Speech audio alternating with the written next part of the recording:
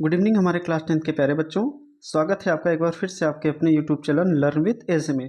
बच्चों आशा करते हैं आप स्वस्थ और मस्त होंगे, पढ़ाई लिखाई अच्छी खासी चल रही होगी।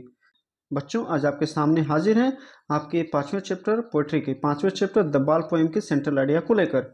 बेटा इसमें हम एक एक वर्ड मीनिंग के साथ एक्सप्लेनेशन को देखेंगे और इस सेंट्रल आइडिया ऐसा है कि आपको देखते ही क्या हो जाएगा, याद हो जाएगा और इसे आप भूल ही नहीं सकते। ठीक है बेटा, तो सेंट्रल आइडिया को शुरू करने से पहले तो जितने भी बच्चे हमारे इस चैनल पर नए आए हैं इस चैनल को हमारे सब्सक्राइब कर देंगे, लाइक शेयर जरूर कर देंगे और आपके 10th के जितने भी विद्यार्थी होंगे उन तक इन वीडियो को जरूर पहुंचाएंगे ताकि ज़्यादा से ज़्यादा लोग हमारे इस वीडियो के लाभ प्राप्त कर सके। बेटा सेंट्रल आइडिया को लिखने से पहले हम आपको ये बताने जा रहे हैं कि सेंट्रल आइडिया क्या होता है और इसे लिखा कैसे जाता है। देखिए बेटा, सेंट्रल का मतलब होता है मुख्य और आइडिया का मतलब होता है विचार। किसी कविता की मुख्य विचार को लिखना ही सेंट्रल आइडिया कहलाता है।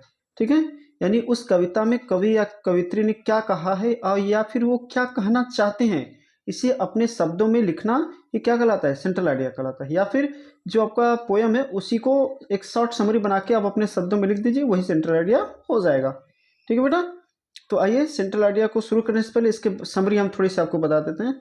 एक जो बच्चा था वो खेलते खेलते अपने बाल को क्या करता है, खो देता है। तो जो कवि हैं उनका ये कहना है कि यदि चाहा जाता तो उससे बच्चे को एक नए पैसे देकर या उससे अधिक मूल्य में खरीद के दे दिया जा सकता था। लेकिन यदि उसको वो खरीद के दे दिया जाता तो वो लड़का उस पहली वस्तु की इम्पोर्टेंट या महत्व को नहीं समझ पाता। ठीक है, उसके खोने का डर क्या होता है, यानी किसी वस्तु के खोने का डर क्या हो जाता है।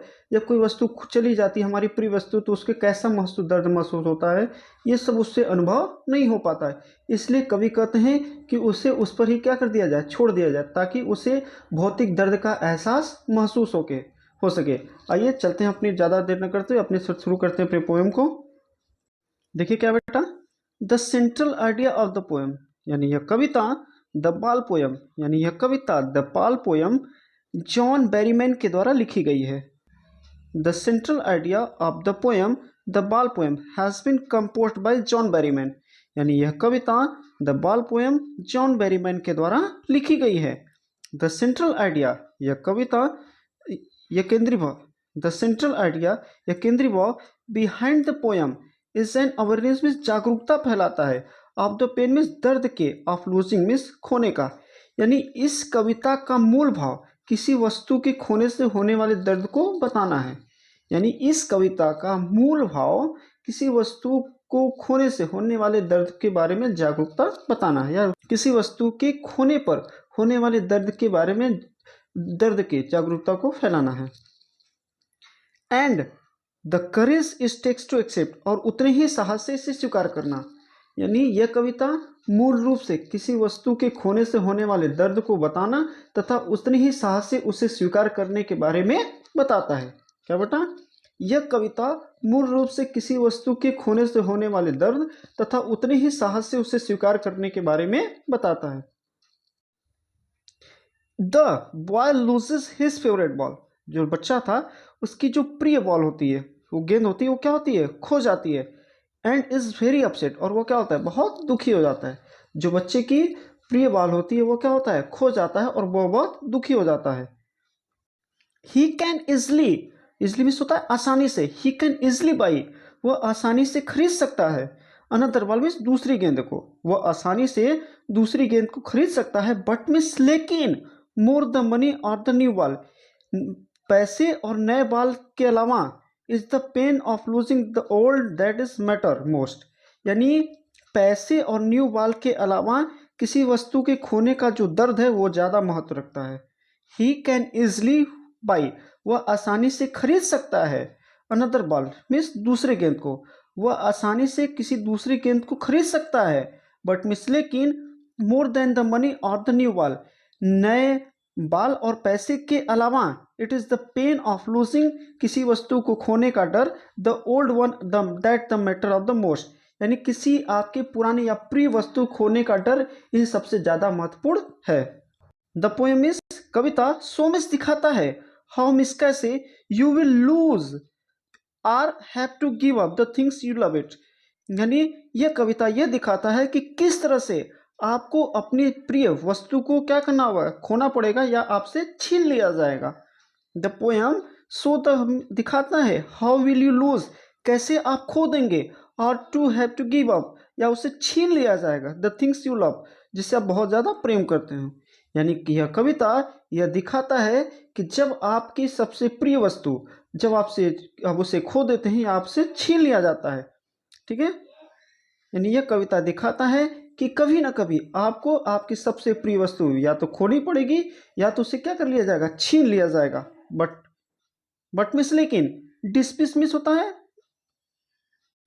डिस्पाइट मिस होता है, इसके बावजूद this you have to fall to stand, आपको खड़ा होना होगा। लेकिन इसके बाद आपको खड़ा होना होगा टू बी स्ट्रांग, बड़े मजबूती के साथ। लेकिन इसके बाद भी आपको बड़े मजबूती के साथ खड़ा होना होगा, and get on with your life, और अपने जीवन में आगे बढ़ना होगा। नो मैटर, यहाँ कोई मायने नहीं रखता, हाउ मिस, कैसे, मच इट हर्ट इनसाइड, यह आपको अंदर से कितना दुख पहुंचाया है। कहने का मतलब बेटा कि इसके अलावा आपको अपने जीवन में मजबूती के साथ खड़ा होना होगा, और ये यहाँ ये बात नहीं है कि वो वस्तु आपको अंदर से कितना दुख पहुंचाई है, ठीक है। बिकॉज मीन्स क्योंकि it is the only way, यह केवल एकमात्र तरीका या रास्ता है to survive your life happily, अपने जीवन को सुखी से बिताने का। क्योंकि आपको उन सब चीज़ों को भुलाकर अपने जीवन को आसानी से बिताने का यही एकमात्र रास्ता है। आइए बेटा एक बार फिर से इसको दोहरा लेते हैं। The central idea of the poem the ball poem has been composed by John Berryman, यह सुंदर कविता या यह कविता the ball poem John Berryman के द्वारा लिखी गई है। The central idea behind the poem, the central idea behind the poem and awareness of the pain of losing, यानी यह कविता का मुख्य भाव किसी वस्तु के खोने से होने वाले दर्द को दिखाना है। यानी यह कविता का मूल भाव किसी वस्तु के खो जाने पर होने वाले दर्द को दिखाना है। It takes to accept the courage it takes to accept, और उतने ही साहस से इसे स्वीकार करना। यानी यह कविता किसी वस्तु के खो जाने से होने वाले दर्द को जगाना तथा उसे उतने ही साहस से स्वीकार करने के बारे में बताता है। The boy loses his favourite ball and it's very upset, लड़का अपनी प्रिय गेंद को खो देता है और बहुत दुखी हो जाता है। ही कैन इजली बाई, वह आसानी से खरीद सकता है। अनदर बॉल मीन्स दूसरी गेंदों को, वह चाहे तो आसानी से दूसरी गेंद को खरीद सकता है, बट मिस लेकिन मोर देन मनी, यानी पैसे और न्यू बॉल की अपेक्षा, पैसे और न्यू बॉल की अपेक्षा it is the pain of losing the old one that the matters, किसी पुरानी वस्तु को खोने का डर बहुत ज्यादा है। यानी किसी पुरानी वस्तु को खोने का जो दर्द होता है वह किसी पैसे और नई बॉल से बढ़कर है। द पोएम शो, यह कविता दिखाता है हाउ विल यू लूज और have to give the things you love, आपको अपनी सबसे पुरानी वस्तु को कभी न कभी खो देना पड़ेगा या आपसे छीन लिया जाएगा। बट मिस लेकिन डिस्पाइट, इसके अलावा this you have to fall to stand up, आपको खड़ा होना पड़ेगा, टू बी स्ट्रांग, बड़े मजबूती के साथ, and get on the your life, और अपने जीवन में आगे बढ़ना होगा। No matter how much it hurts inside, यहाँ यह बात नहीं है कि वह आपकी प्रिय वस्तु अंदर से कितना आपको दुख पहुंचाई है। बिकॉज मीन्स क्योंकि it is the only way to survive your life happily, क्योंकि यह आपको जीवन जीने के लिए यही एकमात्र तरीका है, क्योंकि आपको प्रसन्नतापूर्वक जीवन जीने के लिए यही एकमात्र तरीका है। यहाँ बेटा हमारा ये सिंपल सा प्यारा सा सेंट्रल आइडिया समाप्त होता है। अब आइए चलते हैं अपने क्वेट्स की तरफ। हिम्मत मत खोना, अभी बहुत आगे जाना है। हिम्मत मत खोना, अभी बहुत आगे जाना है। जिन्होंने कहा था तेरे बस का नहीं, उन्हें भी करके दिखाना है। क्या बेटा, हिम्मत मत खोना, अभी बहुत आगे जाना है। जिन्होंने कहा था तेरे बस का नहीं है, उन्हें भी करके दिखाना है। कहने का मतलब बेटा कि जो आपसे बोलते अरे 10th में तुम इतना ही नहीं पा सकते, ये नहीं कर सकते, वो नहीं कर सकते, आप इतना मेहनत करिए कि आप उन्हें भी लगे कि अरे हाँ, तो आप उन्हें अपने आप पर शर्मिंदा हो जाए। कहने का मतलब बेटा अभी आपके पास बहुत ज़्यादा समय है, अभी अगर आप लग गए तो अभी से आप, मेरी उम्मीद और आशा है कि आप अच्छे नंबर पाएंगे, और मैं आपके साथ अंत तक लगा रहूँगा। और इससे पहले मैं बेटा चैप्टर 1 से लेकर 4 तक तथा 6 से लेकर 10 तक की सारी सेंट्रल आइडिया मैं करवा दिया हूँ। चाहे तो आप मेरे चैनल पे जाएंगे, वहाँ आपको क्लास 10 पोएट्री के नाम से प्लेलिस्ट बनी होगी, आप वहाँ से देख सकते हैं। नहीं तो इस चैनल के डिस्क्रिप्शन बॉक्स में मैं वो उसका लिंक दे दूंगा, आप चाहे तो वहाँ से भी देख सकते हैं। ठीक बेटा, और बोर्ड एग्जाम तक मैं आपके साथ लगा रहूँगा। और इस वीडियो में आपको कोई भी बातें जो न समझ में आई हो तो हमारे कमेंट्स बॉक्स में ज़रूर बताइएगा। मैं आपके कमेंट का बेसब्री से इंतजार करूँगा। यदि हमारा वीडियो आपको अच्छा लगा हो तो इसे लाइक अपने दोस्तों तक शेयर और ज़्यादा से ज़्यादा सब्सक्राइब करना ना भूलिएगा। तब तक के लिए ऐसे ही प्यारे और हिंदी इजी वे में एक्सप्लेनेशन पाने के लिए आप बने रहिएगा हमारे यूट्यूब चैनल के साथ। तब तक के लिए नमस्कार, टाटा, गुड बाय, शुभ रात्रि।